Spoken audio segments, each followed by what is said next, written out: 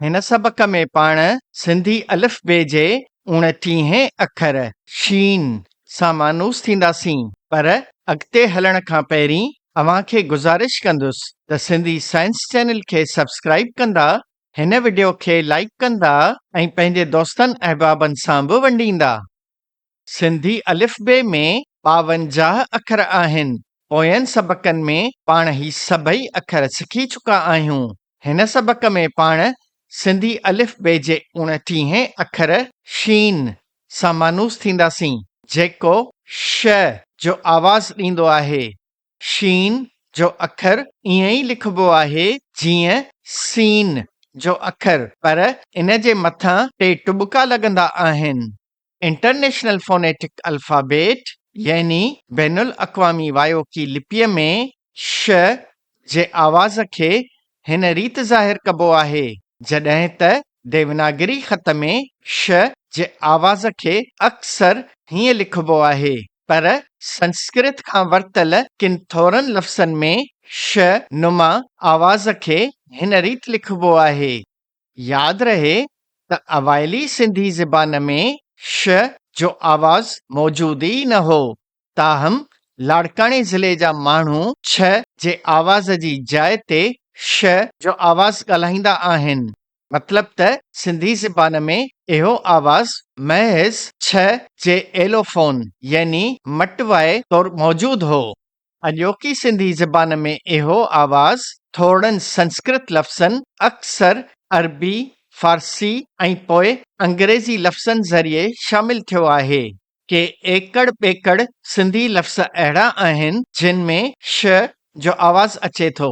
तंहिं करे हिन सबक़ में पेश कयल लॻभॻ समूरा लफ़्ज़ अरबी, फारसी, अंग्रेज़ी या के थोड़ा संस्कृत लफ़्ज़ आहिनि जेके हिंदीअ ज़रिए सिंधीअ में शामिल थिया आहिनि। शीन जे अखर मथां ज़बर जी निशानी लॻाए श जो आवाज़ लिखबो आहे। शीन ज़बर श। शटर, शक, शकर, शल, क्षमा, चाश, हर्ष। शीन जे अखर हेठां ज़ेर जी निशानी लॻाए श जो आवाज़ लिखबो आहे। शीन ज़ेर श। शिकार, शिकारी, शिक, शिव। शीन जे अखर मथां पेश जी निशानी लॻाए श जो आवाज़ लिखबो आहे। शीन पेश श।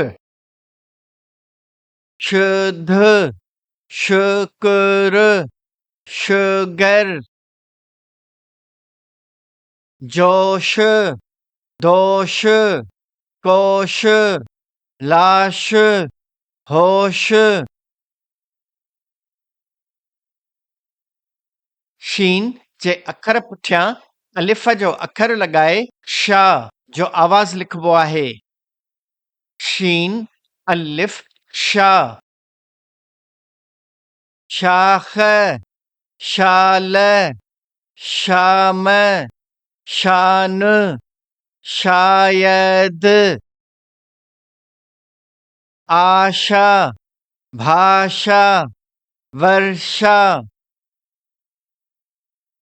शीन जे अखर पुठियां वाव जो अखर लॻाए शो जो आवाज़ लिखबो आहे। शीन वाव शो। शो, शोदो, शोर, शोरश, शोशो।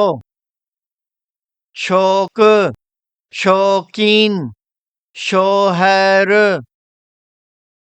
ठौशो, हाशो, गैशो, नैशो। शीन पेश श जे पुठियां वाव जो अखर लॻाए शू जो आवाज़ लिखबो आहे। शीन पेश वाव शू। शूदर, शूज़, शूकारो। शीन जे अखर पुठियां ये जो अखर लॻाए शे जो आवाज़ लिखबो आहे। शीन ये शे। शेप शेड शेर शेरो शेक शेव शेवो। शीन ज़ेर श जे पुठियां ये जो अखर लॻाए शी जो आवाज़ लिखबो आहे। शीन ज़ेर ये शी।